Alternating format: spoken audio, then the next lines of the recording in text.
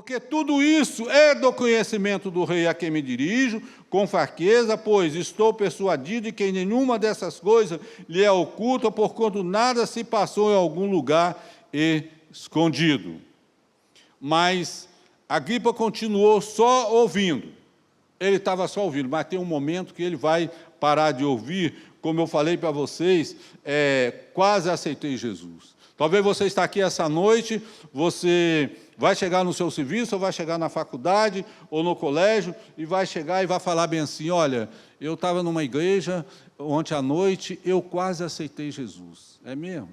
Quase aceitei. Eu ouvi a mensagem, então ficou quase, mas talvez você não vai ter outra oportunidade.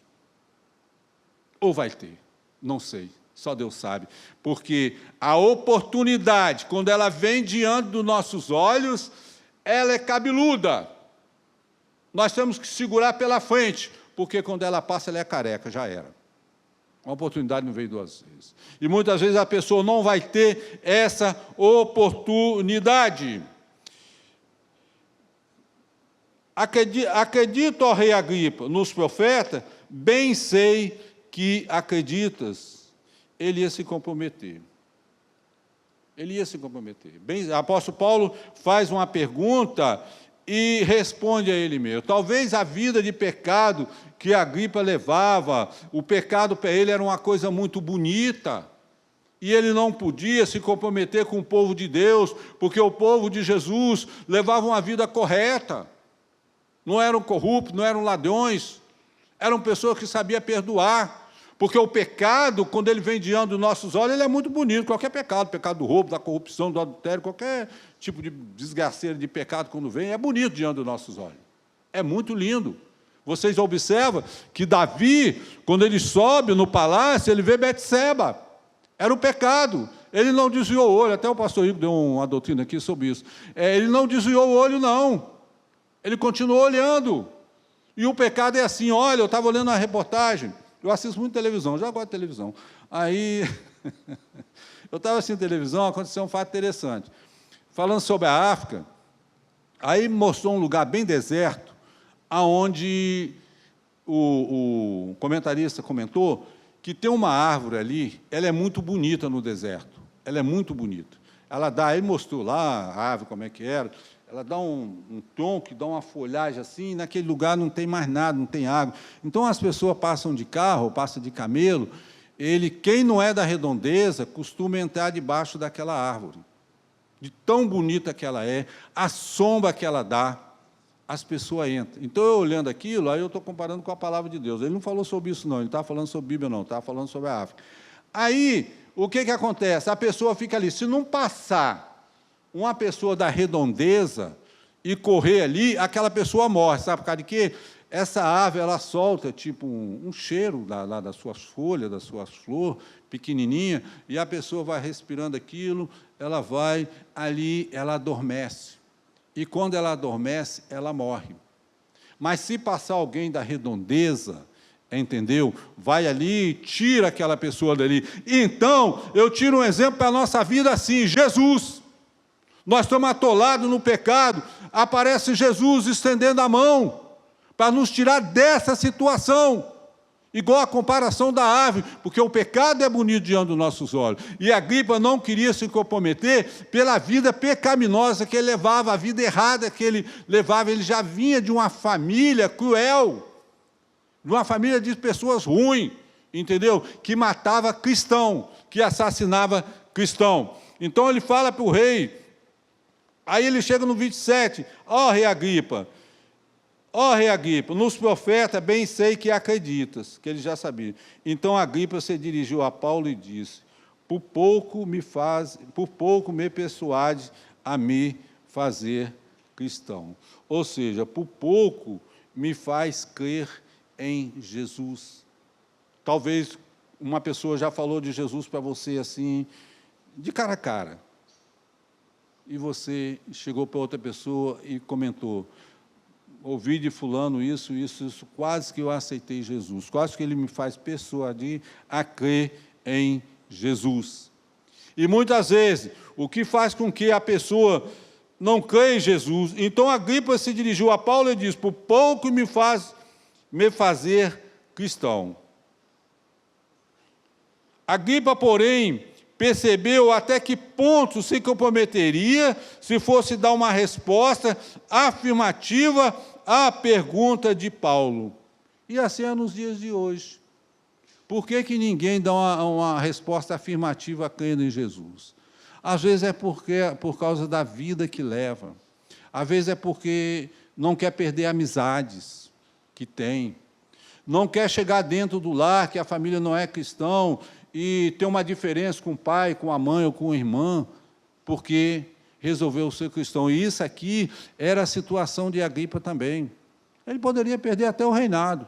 Já pensou se ele resolvesse se converter com o que o apóstolo falou? Já pensou se ele chegasse para o apóstolo Paulo: ó, apóstolo Paulo, você falou isso tudo para mim, eu acredito nesse Jesus que você está falando. Eu acredito na salvação. Eu acredito que Jesus ressuscitou dos mortos. Eu acredito que Jesus fez a sexta-feira mais escura do mundo e o domingo mais brilhante da face da terra. Ele poderia falar isso, mas não. Ele continuou no pecado, ele continuou na sua vida cruel, diante do apóstolo Paulo, de tudo que o apóstolo Paulo falou para ele. Talvez você já ouviu muito falar de Jesus. Já ouviu muito, está cansado até, não, eu canso de ouvir, mas abrir meu coração é difícil. Às vezes muitas pessoas não aceitam Jesus, às vezes por uma vida que levam, às vezes por causa de uma bebida, por causa de um cigarro, entendeu? É, um vício simples.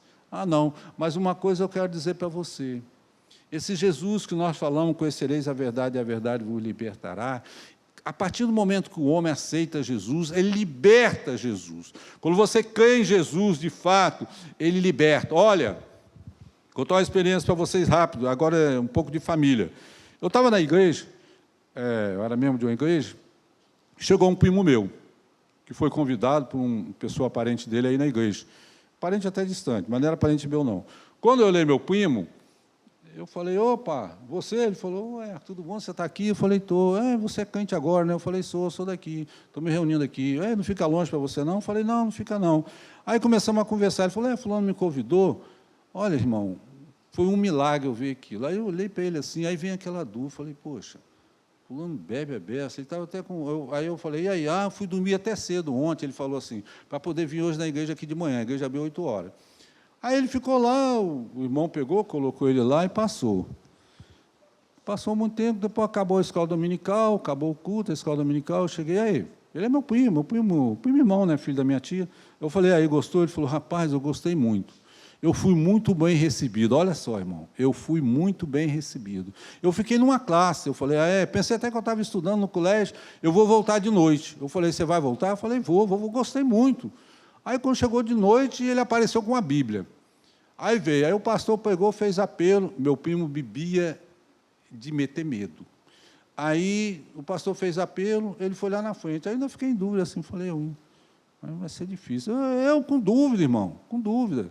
Aí meu primo foi lá na frente. Passou um mês, eu vi meu primo se batizando. Tem 30 anos isso.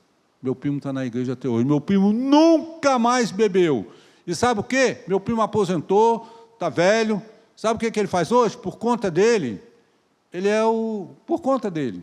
Eu acho que ele até assinou um documento lá para não comprometer a igreja. Ele vai lá toda segunda-feira, que ele é aposentado, recolhe o que tem na igreja de lixo, bota lá, sai e vai para casa. Toda segunda-feira. Meu primo é uma bênção na igreja. Nunca mais meu primo botou um cigarro na boca, que até maconha ele fumava, e nunca mais bebeu. Vocês acreditam nisso? Isso é o poder de Jesus. Isso é o poder de Jesus, esse que nós conhecemos, que fala: conhecereis a verdade e a verdade vos libertará. Eu sou o caminho, a verdade e a vida, ninguém vem ao Pai senão por mim. E a palavra de Deus nos mostra, Jesus é o pão da vida. Se você está aqui essa noite, se você não comeu, não se alimentou desse pão ainda que é Jesus, você se alimenta do pão para a sua parte física, mas Jesus é o pão da vida. Quando você se alimenta desse pão, você jamais terá fome da palavra de Deus. Jesus é a água da vida, você bebe essa água, você não vai ter mais sede. Jesus é a luz da vida. Só Jesus tem poder para tirar o homem da escuridão. Então o apóstolo Paulo fala, já no versículo 29, então Agripa se dirigiu a Paulo e disse, por pouco me faz persuadir a ser cristão. Aí Paulo responde a ele o seguinte, Paulo respondeu, assim Deus me permitisse que por pouco ou por muito, não apenas tu, ó rei, porém todos que hoje me ouvem, se tornassem tais qual eu sou, exceto essas cadeias. Então o sonho de apóstolo Paulo ali, é que todos aqueles que estavam ali presentes, se convertessem igual a ele. Que não passasse, talvez pela dificuldade que ele passou, talvez que não praticasse o que ele passou e passasse a crer em Jesus. Era assim, então é isso que nós estamos aqui, os louvores que foram cantados aqui, entendeu? Eu tenho certeza que ele tocou o seu coração. A palavra que foi falada aqui essa noite, você chega em casa e faz uma reflexão na sua vida. Hoje pode ser a noite da sua salvação. Eu espero que você tenha outra oportunidade. E eu deixo uma frase, concluindo a palavra de Deus. Quem é de Deus, ouve as palavras de Deus. Por isso não me dais ouvido, porque não sois de Deus. Isso aí você faz uma reflexão na sua vida. E eu deixo para você uma frase de um filme que você conhece muito, O Gladiador. Eu sempre, quando eu estou pegando, eu termino com essa frase. O que fazemos na vida ecoa por toda a eternidade. Então, o que nós fazemos na nossa vida de mais importante é crer na pessoa de Jesus como nosso Salvador, se arrepender dos nossos pecados e olhar para dentro de nós e ver que necessitamos de Jesus na nossa vida. Então, o que fazemos em vida ecoa por toda a eternidade. O que vai dar um eco na eternidade é a vida eterna, é sua salvação. Amém?